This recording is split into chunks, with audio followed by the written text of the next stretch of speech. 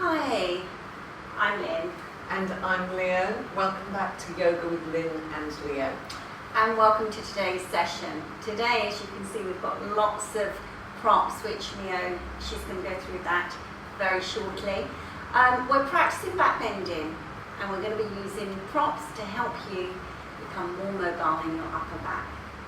Now, you might not have all of these items, so don't worry about it if you don't. We're just going through showing how to use the different props that you can get, so that you're aware of how to use them if you decide to buy them. Some of them are quite cheap.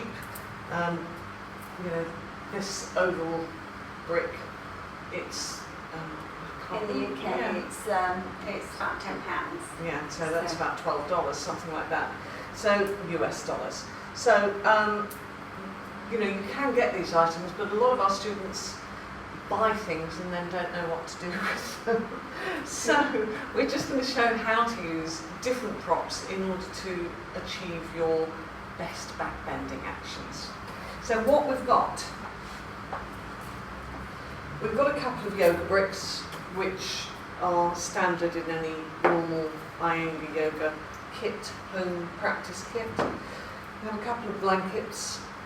You can see these are our Indian cotton blankets, which we tend to use because they are quite dense.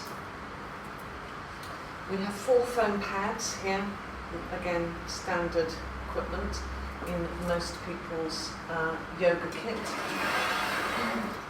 We've got a yoga chair. Not everybody will have one of these, but you can make them out of a folding chair if you just knock the back out of it, if it's a sturdy one. We have this oval brick, you can see that. And we've also got, let's go for a little walk, one of these which is called an arc, a back arc. You can get different types. These ones we have at the studio are beautifully made. They're actually made in the States. They're called Sae Arc, S-A-E Arc. And these ones are quite nice because they have the possibility of having an additional height, a lift on them. So, those are the things that we're going to be using today. So we're going to start our practice with the blanket. I'm going to pop that one over there. So, to work with this blanket, it's always important to try to get the edges all in line. So this is all a bit out of line at the moment, so bear with me. So you're just going to fold the blanket and then roll it like this. So this is a really nice way of practicing because this can go right into the dorsal spine like this. So you make a really nice, firm, we call it snail. So, and this goes right into the dorsal spine. Now, those of you with tight upper backs will find perhaps that this is quite a strong action, but don't worry, still make your snail. You can always put something underneath your head if your head starts to dangle. It's really important to get that lift in action to understand the thoracic spine, the dorsal spine. What happens in the upper spine is that it's almost like a heel. You've got a particular area within the vertebrae which actually starts to hinge, and you've got to find that hinge in action. So Leo's going to lie back. I'm going to pop this here, and then as she goes back, she's going to release into this. But before she goes back, I just want to give a little bit of instruction on what's happening in the coiling action. So we think about the upper back as just coiling over, which is correct. But we have to find the length from somewhere for this coiling action. So this means to say that you need to find the softness in the lower abdomen and the body groin. So you can find that really to the side of the pubic plane. Soften them, deepen them into the body, and lengthen them through the sideways so that you start coming to this action. So it's a little bit of an interesting action. It's not just only coiling, so you can really see here that this goes right into Leo's dorsal spine, and she's going to go back. Now for Leo, she'll be able to go back onto the floor. So I'm going to just take this away, but I put that there just in case, you know, there was a situation for some of you who find this quite a struggle. You see that the diaphragm is extending. So these back bends are rich with space and openness to help you with your breathing. So they're a very good practice. And then gradually extending the legs. So you extend your legs straight. Like this. And we would recommend that you stay in this pose, and I think from 30 seconds to a couple of minutes would be fine to be in this position. And so you just, when you're in this position, you weight onto your support. So you let the blanket fold into the soft tissue fibre to try to get that opening. If you imagine your tissue fibre, it's a little bit matted, it's a little bit tight, then this helps you to unfold.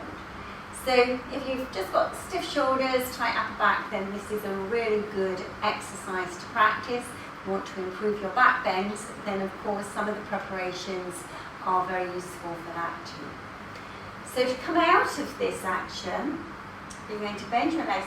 Good way is to cross your legs, because it gives you a bit of a fulcrum to push down with your thighs. Take your hands onto the floor, forearms onto the floor, and then lift it up with an open chest.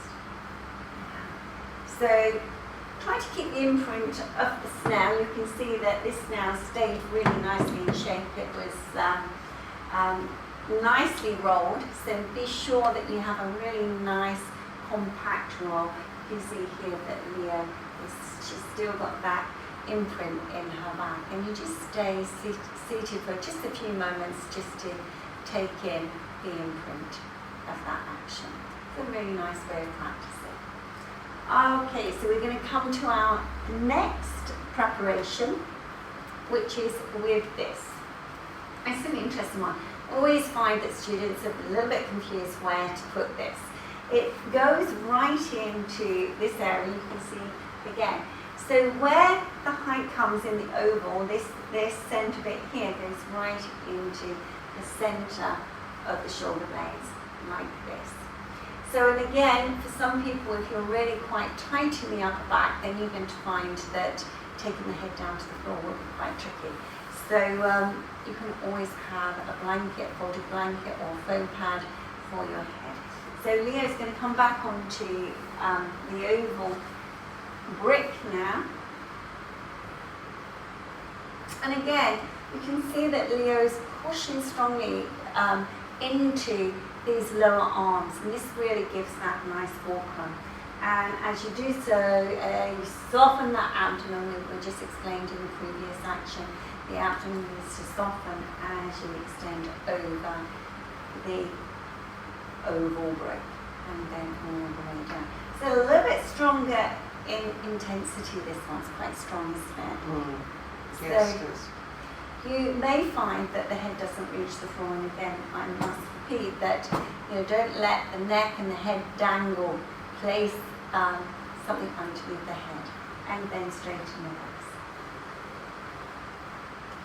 And again, this is a little bit sharper, slightly different focus because it goes right between the shoulder blades, whereas the blanket folds in. This is a slightly different, firmer action on the upper back, and it leaves quite a strong imprint in the back. So it's quite a nice preparation, trying to open the chest. And also you can put it into a restorative practice and be here again for a few minutes if you're able to. So remember, when you're in these poses for a little bit longer, be passive in them. If you're finding it difficult to relax, mentally take yourself really into those areas that you find are tight, and see if you can mentally breathe and release and disperse some of that tightness and tension. So hopefully you are taking notes on this or practicing with us, but as we said before, these oval bricks are fairly standard and they're quite easy to get from your local yoga supply. Okay, so we're going to come up out of this pose now. So you can see that Leo's crossing her legs and then she's going to push herself up. This is a little bit more of an effort, isn't it, to come out of this. And oh yes, now you can see there's a big difference on Leo with this action. So you don't have to practice all of these different variations. These are different practices to choose, and you can bring any of them in at any point of your practice. If you're practicing backbends or more restorative work and you want to stay there for a little bit longer, then choose one of these maybe, or even two to practice. So we're going to come with a brick now. So Leo's got the brick here. Now this is a cool brick. Bricks come in all different sizes now. They never used to. They used to be a pretty fairly standard size, and one brick fitted everybody really. But now we have lots of different sizes. So this is a cool brick. So we're going to place this in the back like this. Now that's the first dimension. So you just place it down to the floor, and then if that's going well, you turn it. And if that's going really well, you can even try going back on this. Is quite strong, which is Leo's really looking for. Okay, so I'm going to show you this. So this goes across the upper back.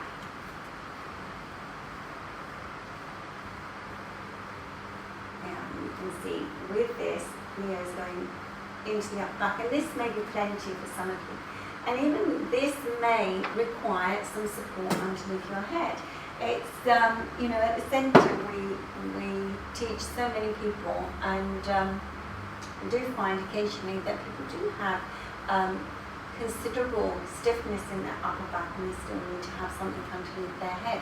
But it's a start. You know, if you do nothing, then nothing is going to improve. Remember, we have to practice so that we can change some of the habits in the body. So of course then you're going to straighten the legs and you're going to be in this position. Now, if this is going well, you can see the chest is open, you can stay here for a few moments and gradually build it up. It may be that you're here with the brick with something underneath your head, and that is fine. But what I'm going to do with Leo now is to ask her to come up a little bit so I can just change the support. So we're going to change the support to this here. Okay, so it should be there. Okay, and there. Now, it's not just the coiling over the brick. You've got to get the space from somewhere. Remember what I was saying, so you've got to really soften and lengthen and lift from those body groins. Yes, and then come into the action. And so this is a little bit more dynamic, a little bit stronger. And also it may hit the diaphragm quite a bit. So if that's the case and you're finding it quite difficult to regulate the breath again, then maybe this is a step too far for you and you need to actually turn the brick the other way. So you'll be here for a little while, you can straighten the legs. As you can see, Leo's pushing those legs away from her and extending into the action. So become aware of a method that actually suits you. So we're showing you all these different methods, and it may be one of them really hits the spot, and then practice with that for a little while, and then you can change things around as and when. So now we're going to build this up a little bit more. For those of you who are really mobile and have a lot of length in those body groins, then that will affect the upper back. So pressing into the forearms and then lifting up through the centre of the body and coiling over. So this is really a nice way of working. You can see Leo's managed to find that sweet spot and then extend.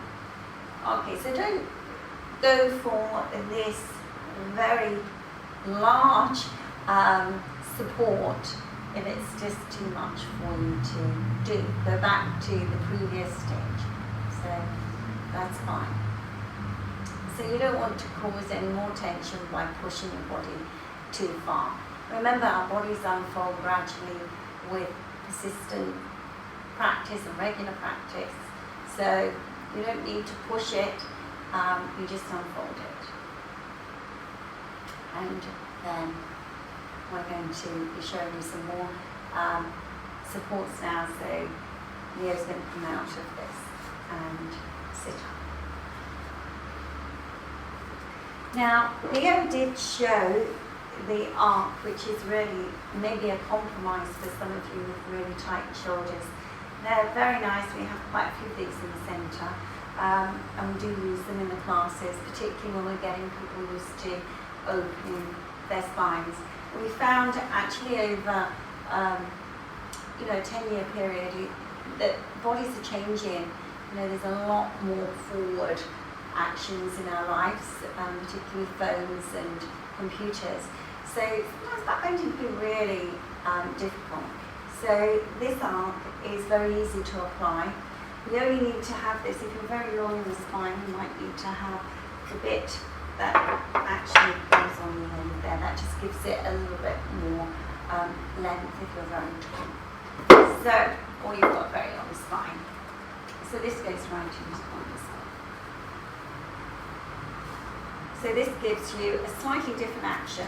So it's a little bit softer on the top of the back, but it's still quite effective.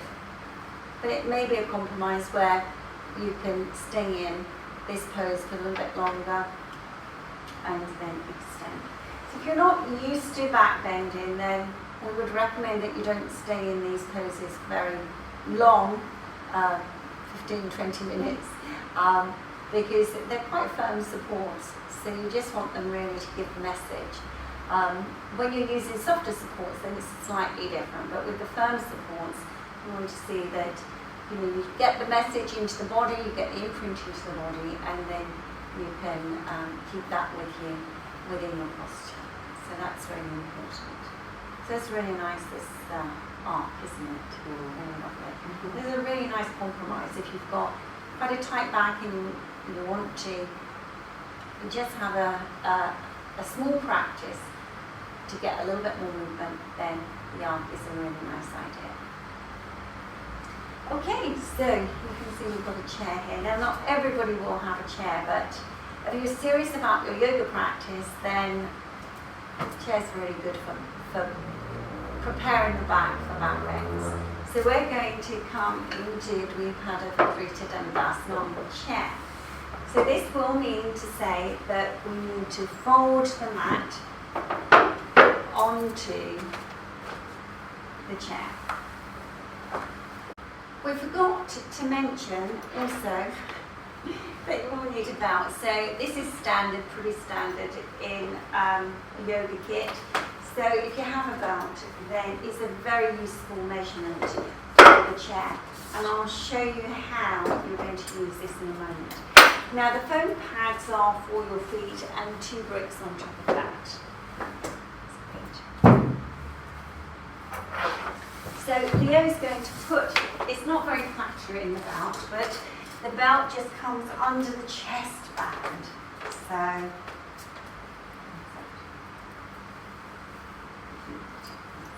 it just goes under the chest band and the buckle comes right in the centre. So you can see here, it's always very difficult to know where to go onto the chair. So this, the back of the belt actually is where you need to be just before the front seat of the chair. So we will show you a little bit more now. So Leo's going to go through the chair.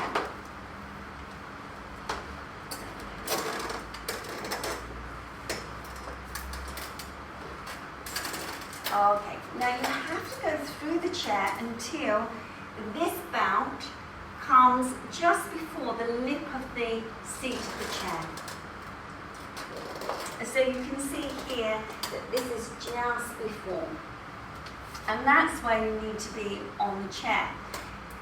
holding on to the back of the chair and seeing that the length comes from the sideways. So ground down into your feet really strongly and extend from the base of the abdomen all the way towards those ribs. And then you can push into the chair so strongly to get that curvature.